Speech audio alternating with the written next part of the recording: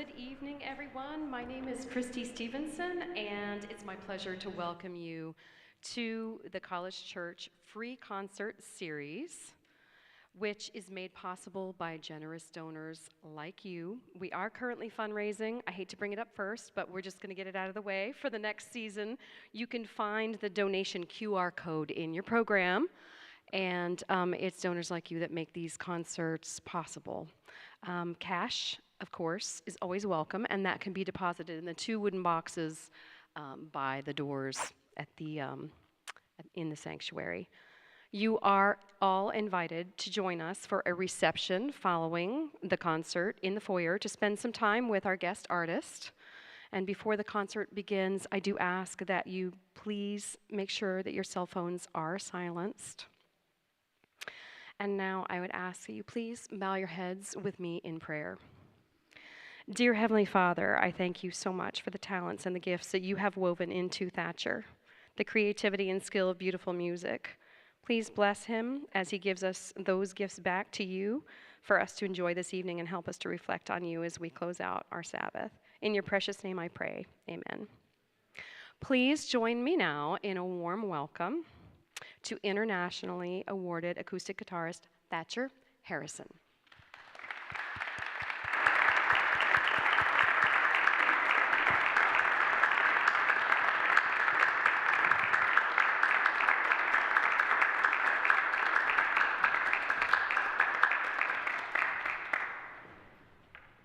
Why, thank you. You just know that an audience is great when they keep applauding in the 3 minutes that it takes you to walk all the way up from the back.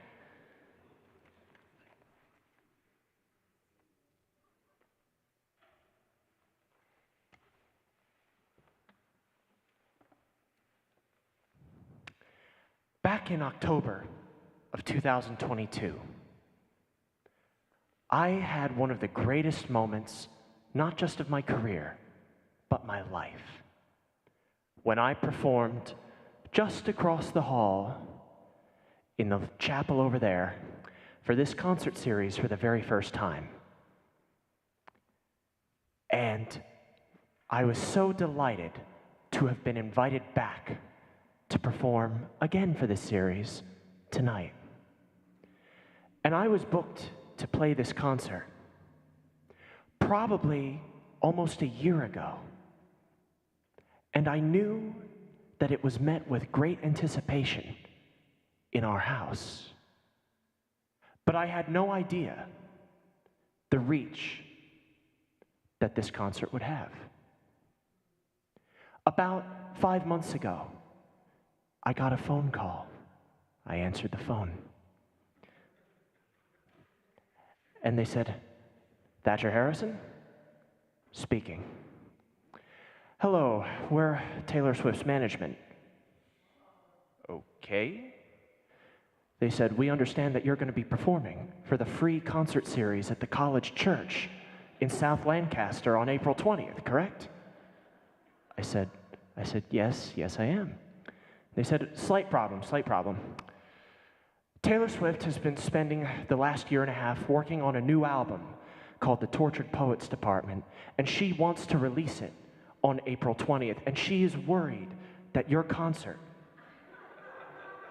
might take away some of the attention that her new album might receive. And they said, "We want to make this process as easy as possible.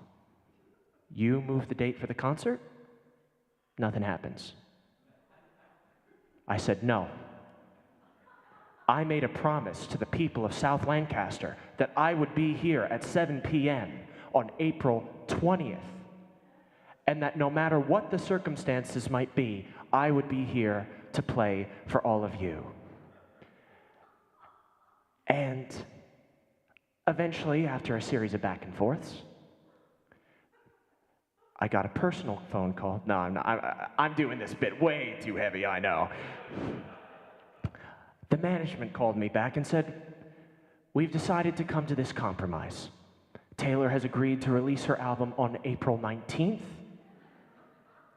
and you may perform your concert on April 20th as scheduled. So, due to my insistence that I be here for you tonight, Not only was I good on my word, but I gave hundreds of millions of Swifties all over the world one extra day to listen to her new album.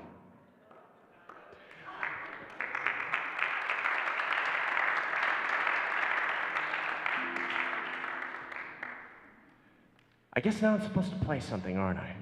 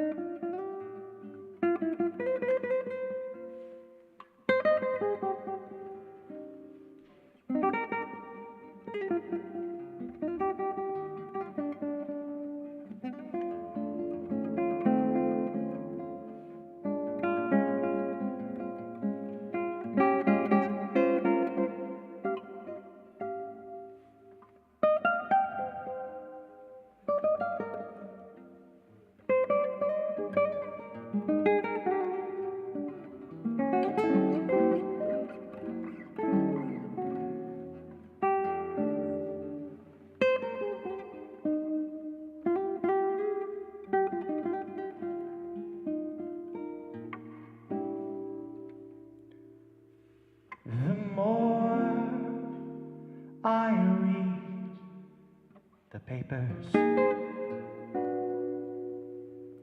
the less I comprehend the world and all its capers, and how it all must end. Nothing seems to be lasting, but that isn't our affair. We've got something permanent.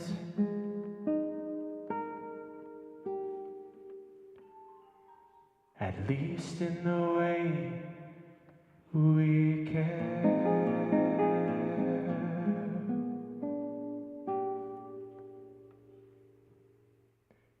It's very clear our love is here to stay. Not for a year, but forever and a day.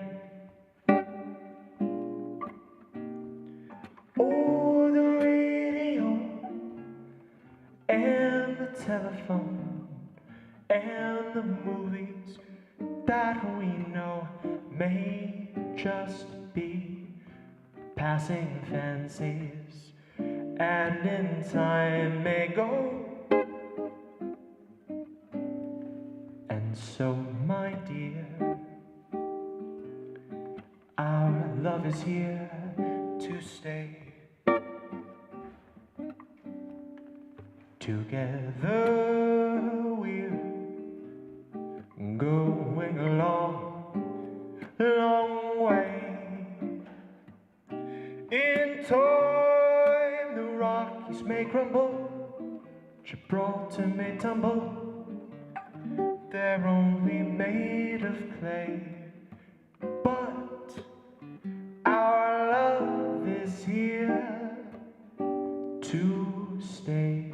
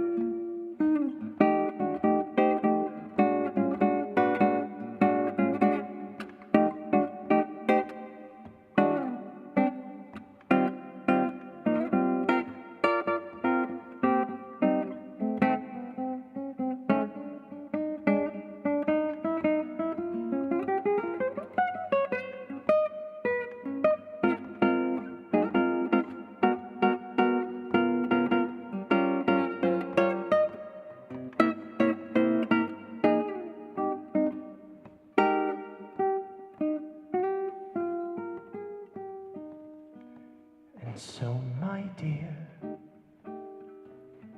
our love is here to stay. Together we're going a long, long way.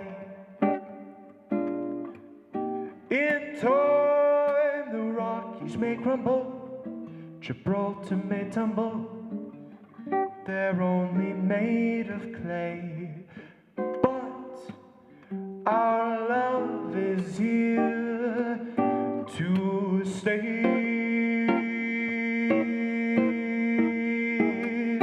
Our love is here to stay.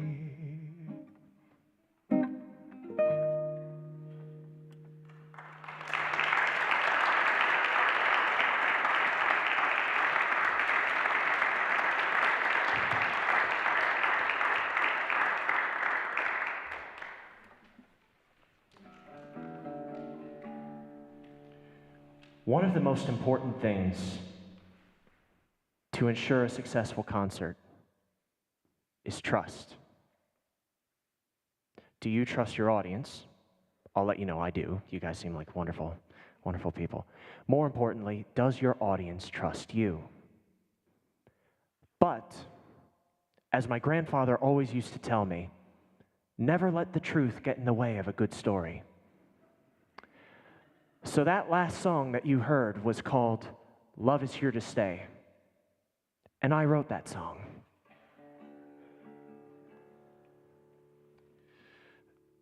Getting back to the trust thing, that song was written by George and Ira Gershwin back in the late 1930s. But this next piece is a piece that I did write. I'm not going to make anyone else take responsibility for it. And when I wrote this piece, I didn't want to look at the guitar as just the guitar.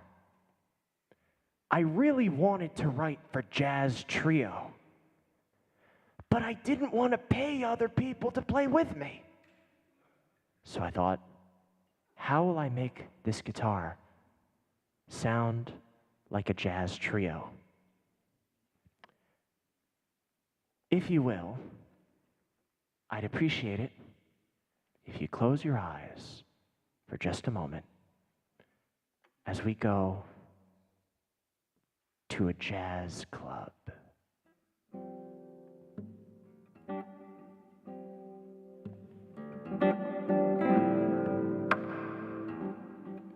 Once you're there,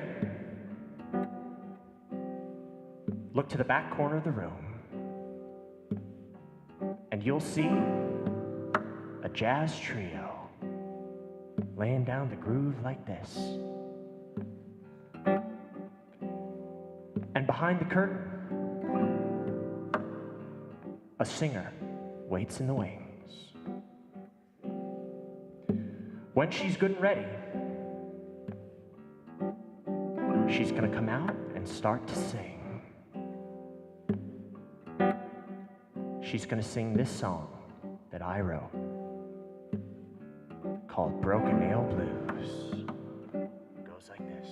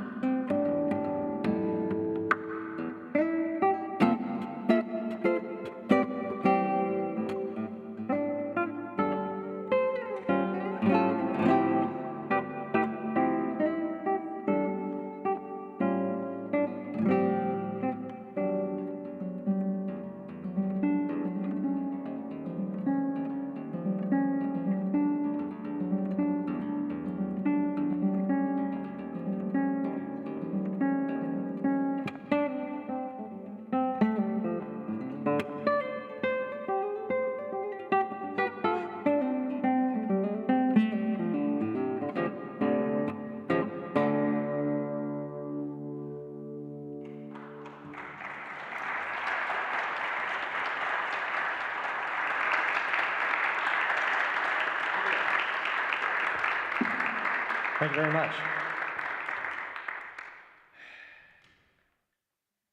I am so happy to be here with all of you right now. You have no idea.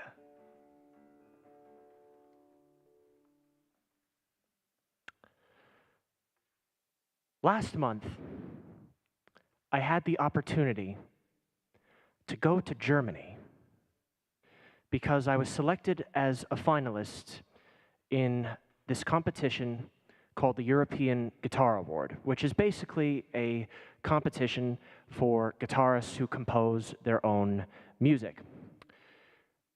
And I was selected as a finalist. I make the long drive over to Germany.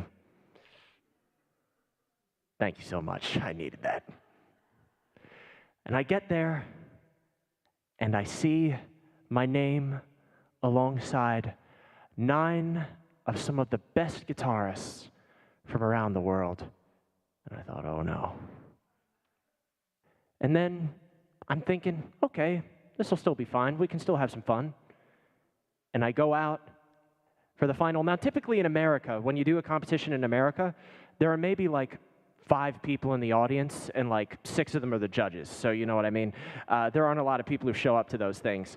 So I'm thinking, okay, even if worst comes to worst, there won't be that many people there. I walk out onto the stage, and apparently they've promoted this event really well because it's like a 400-seat concert hall, and it's completely full. I feel everyone's eyes coming towards me, and I was terrified. And I started with that last piece that you heard, Broken Nail Blues. And I was feeling a little nervous, but I pushed my way through it. And then I started playing this piece that I'm about to play for you now. Picture this.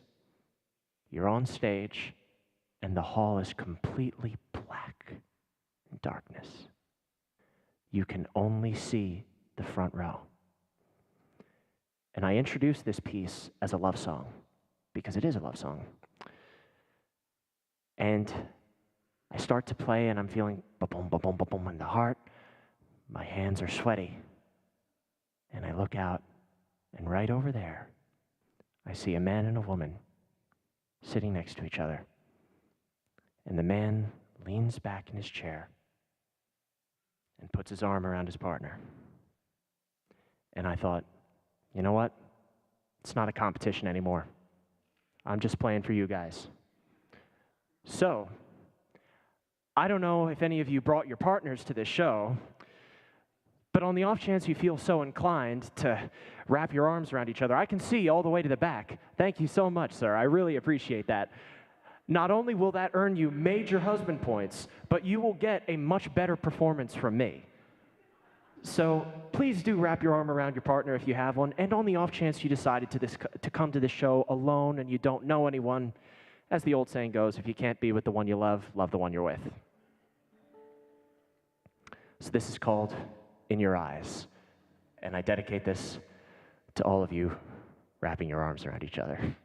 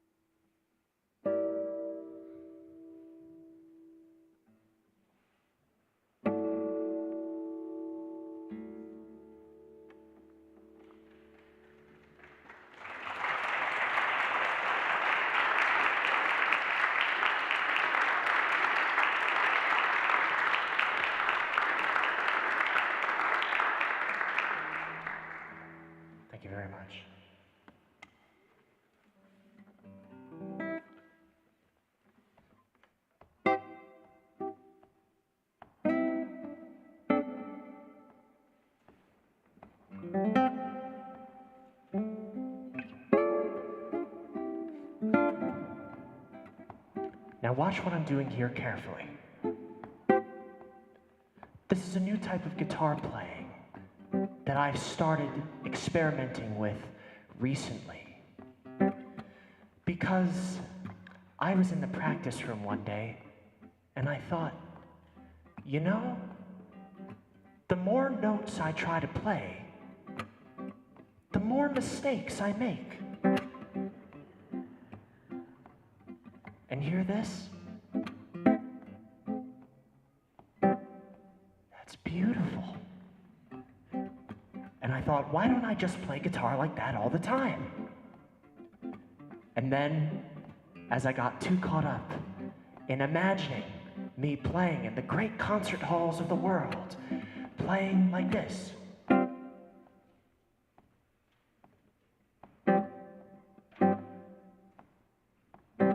And crowds cheering. I got so enveloped in this fantasy that eventually my hands didn't start to realize what they were doing. Oh no. Maybe I should play a few more notes now. In the hopes that maybe the more notes I play, the more likely I will be to hit a good one. So this piece was a piece that I wrote one cold New England day. And I was feeling kind of sad because I knew that it would be over a year until I got to return to South Lancaster. And I needed something to lift my spirits, and right on cue, this song comes on the radio that was insistently happy, and it went like this. I'll sing a little bit of it and see if you recognize it. Here's a little song I wrote, you might want to sing it, note for note, don't worry. Be happy. And I thought, man, there really should be a piece like that for the classical guitar. So I got to it, and I wrote this piece in the hopes of combining classical guitar technique with influences from reggae and soul. And I hope that this piece makes you feel happy. That's why it's called Happy.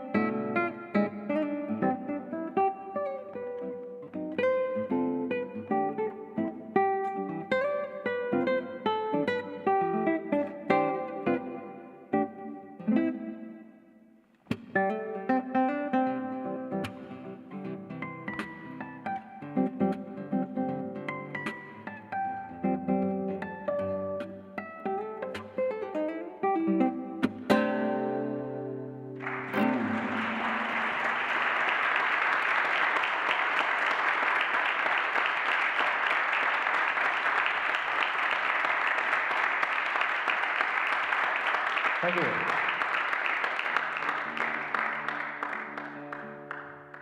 You know, when I wrote that piece, I always thought to myself, you know, if ever I'm feeling pretty low, I can just pick up my guitar and play that piece and feel better. And I do whenever I play it. But I gotta tell you, there's just something about playing it for you guys that makes it even better. So thank you so much for being here. I really, really appreciate it.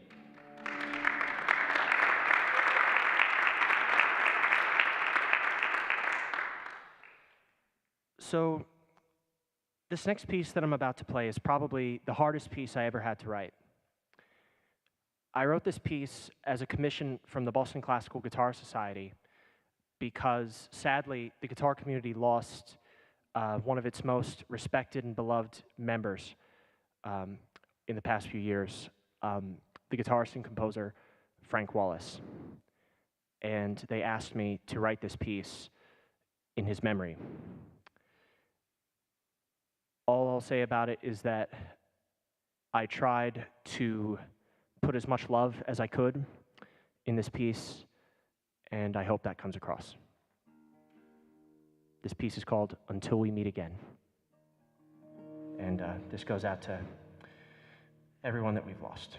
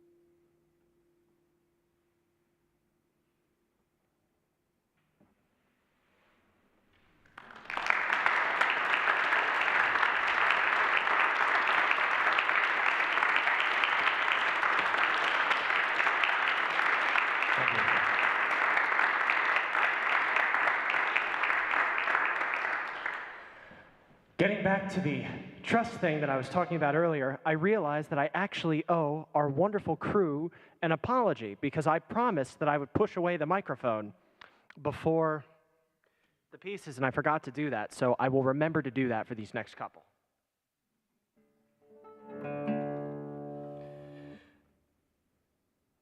One of the best pieces of advice that one of my teachers once gave me is, you are in charge of the piece.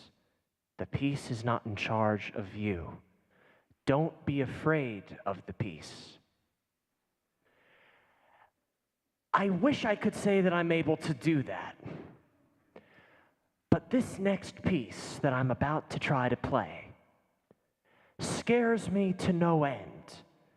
And I am the one who created it. So this little Frankenstein's monster that I'm going to try to pull off is a piece that I wrote when a friend of mine asked me, can you write a bolero on the guitar? Now, those of you who know Ravel's Bolero know that the rhythm goes,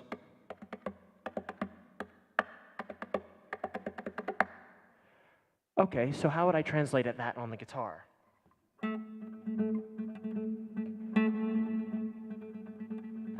That seems pretty manageable. So I was working for about 2 weeks, and I showed him this, and he said, I like it. That's a beautiful A note. But I was kind of hoping that maybe you could play some other notes. And I said, oh, you wanted a melody on top of this? He said, yeah, you write nice melodies. I'd like you to write a melody on this. And I said, what if I did this?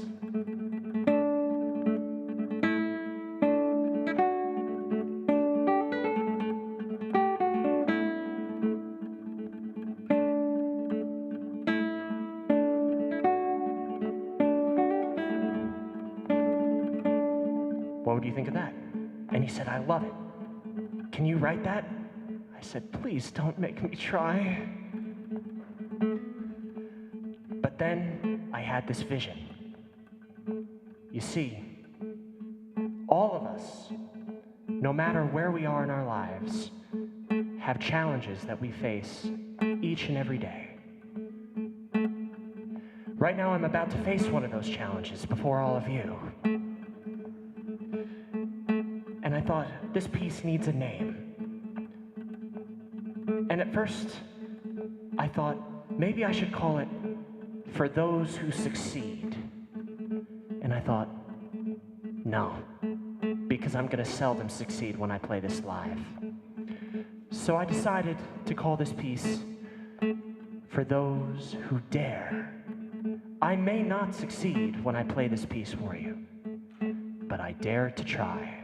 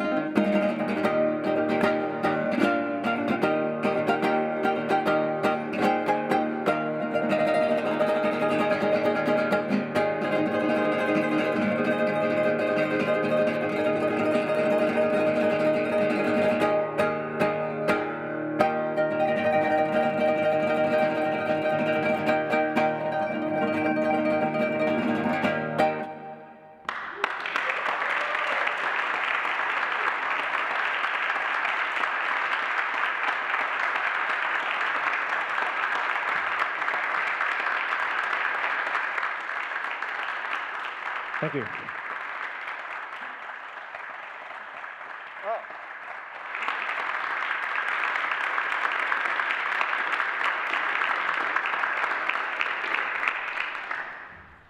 My right hand is asking me if anyone in the audience would like it. It doesn't want to be with me anymore. It feels I abuse it too much.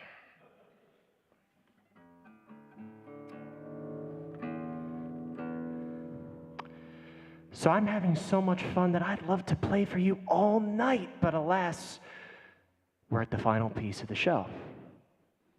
But before you think you can get away too quickly, this final piece is a 3-movement piece, so it's kind of like 3 pieces in one. I'm going to do a little bit of polishing while I introduce it.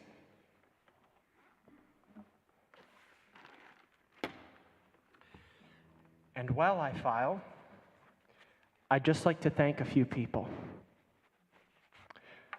First of all, I'd like to thank Ilana Joyce Cady, who couldn't be here tonight because she is off killing it at her master's recital in Ohio. So please give her your good thoughts. Not that she'll need them, but yeah, give her a round of applause. She deserves it.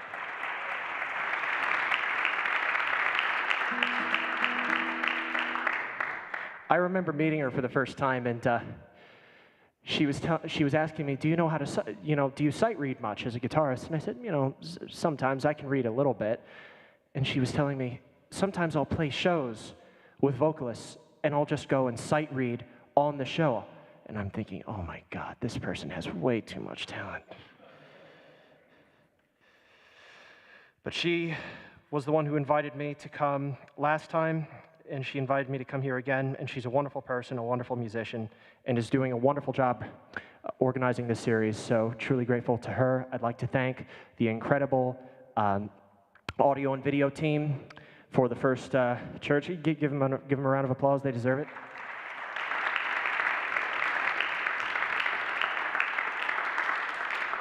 I'd like to thank my parents for driving me here. Give them a round of applause, they deserve it.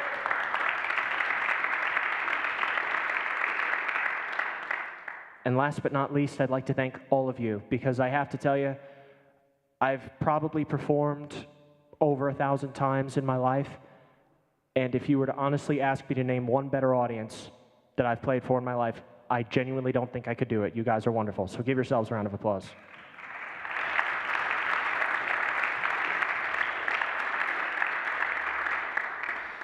And my wonderful father has told me to remind you that on the off chance any of you have enjoyed this show, I do have an email list, which I believe is set up somewhere in the back. And you can, if you like the show and you have any interest in seeing me again, you may sign up for the list.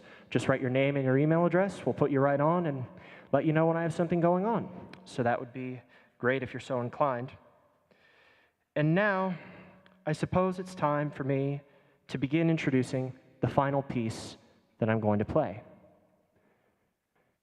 This final piece that I'm going to play is a piece that I wrote trying to capture a Sunday in America. For that reason, I gave it the title, An American Sunday. I believe in practicality with titles. And this piece actually has a connection to this venue for a reason that I will mention in a moment.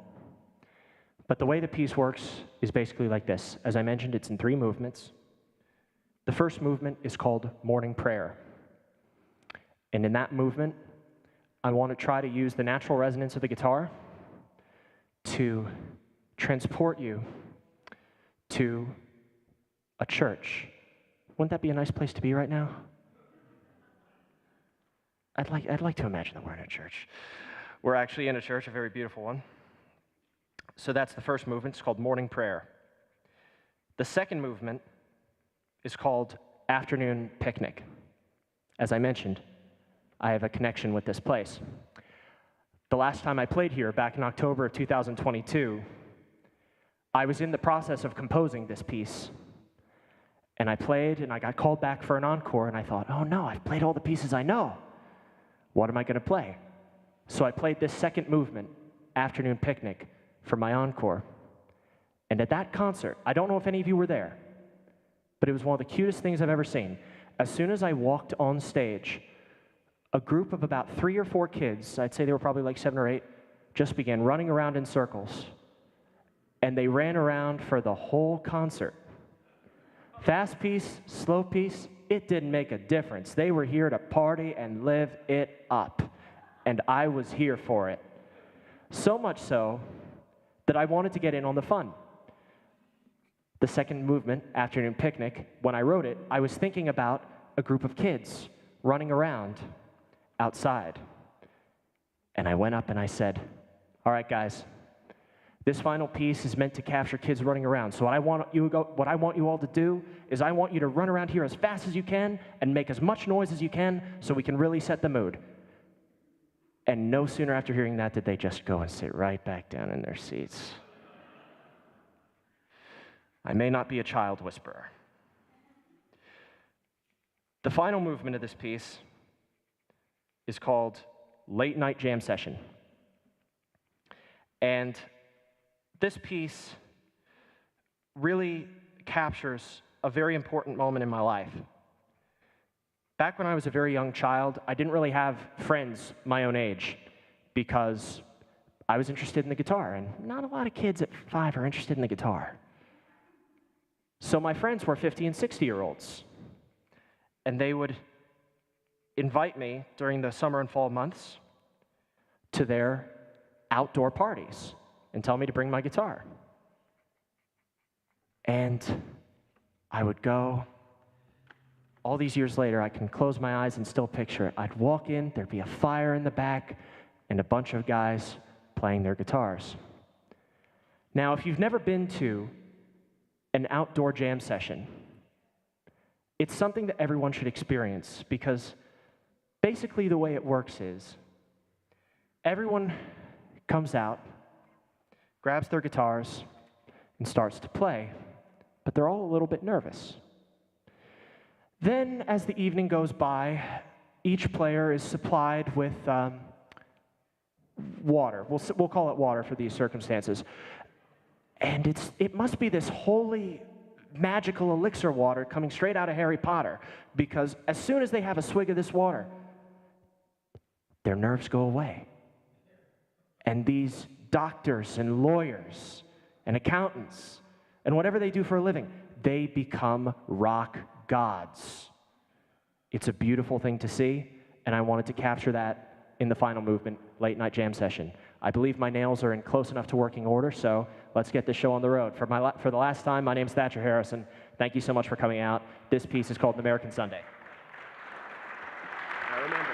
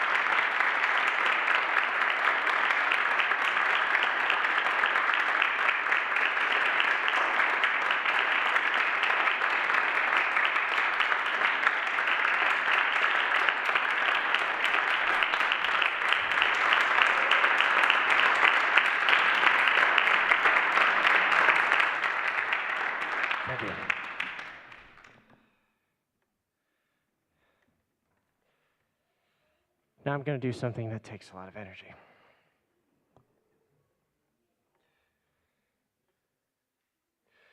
Okay, I actually did have a plan for an encore that I was going to do. I was going to play a piece that Alana had told me last time was her favorite of mine, called Meditation.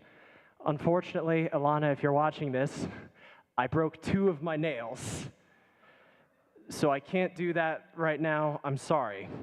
Next time.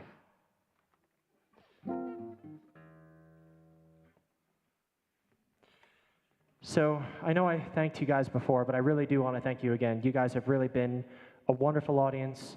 People like me really do appreciate having the opportunity to perform for audiences as wonderful as you, and we seldom get to do that. So thank you so very much from the bottom of my heart. Really appreciate you all.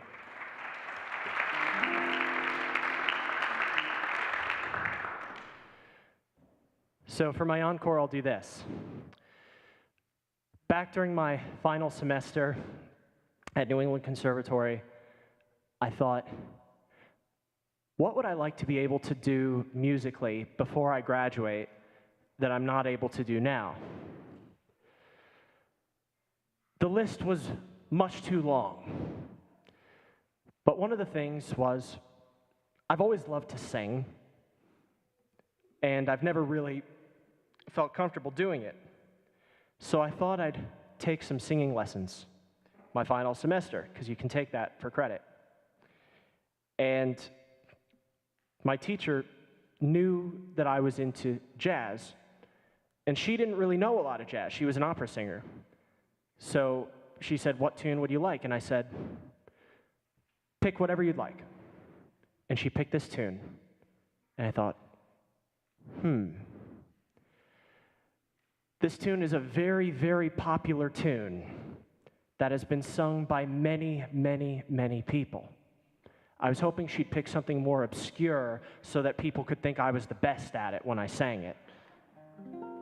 And I guarantee you I will not be for this.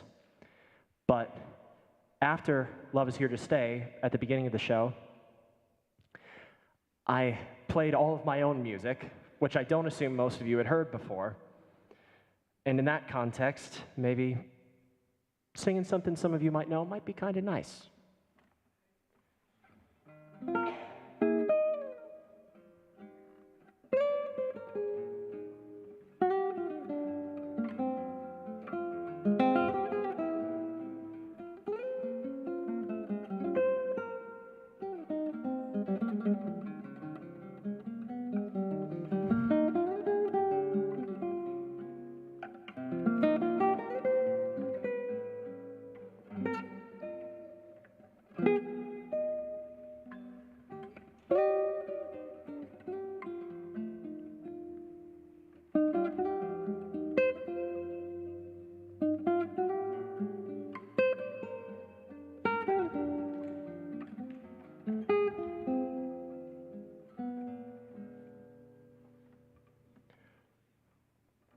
Look at me. I'm as helpless as a kitten up a tree. Though it feels like I'm clinging to a cloud, I can't understand. I get misty just holding your hand. Walk my way, and 1,000 violins begin to play. Though it could be the sound of your hello, the music I hear, I get misty whenever you're near. Don't you know that you're leading me on? And that's all I want you to do. Don't you notice how hopelessly I'm lost? That's why I'm following you on my own. I am walking through this wonderland alone, never knowing my right foot from my left, my hat from my glove. I get misty and too much in love.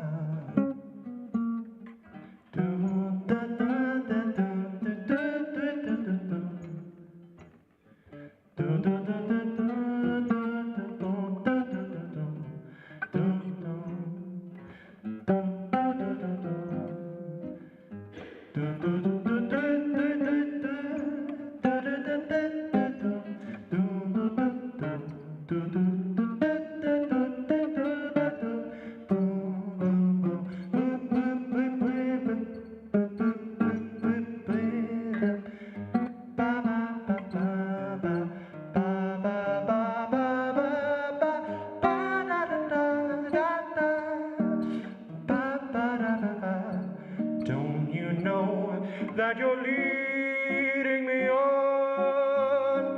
And that's all I want you to do. Don't you notice how hopelessly I'm lost? That's why I'm following you on my own. I am walking through this wonderland alone, never knowing my right foot from my left, my hat from my glove. I get misty and too much in love. I get misty. I get misty. I get misty and too much in love.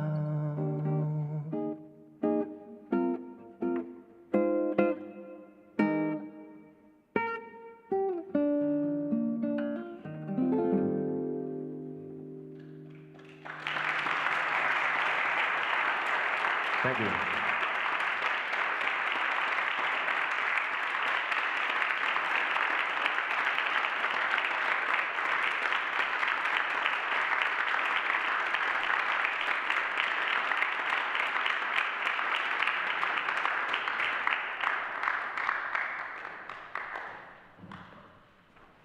Thank you so very much for coming, Thatcher, and thank you everyone for joining us this evening.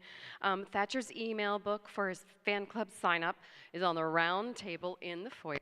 We again invite you all to join us for refreshments, to mix and mingle with him. And I want to remind you that our next concert is on Saturday, May 18, same time, 7 o'clock, same place, right here, featuring our very own pianist Ilana Joyce Cady, tenor Benjamin South, baritone Doug Grimm, and Milos Bielica on clarinet. Please come again, and please bring your friends. Thank you all for joining us this evening.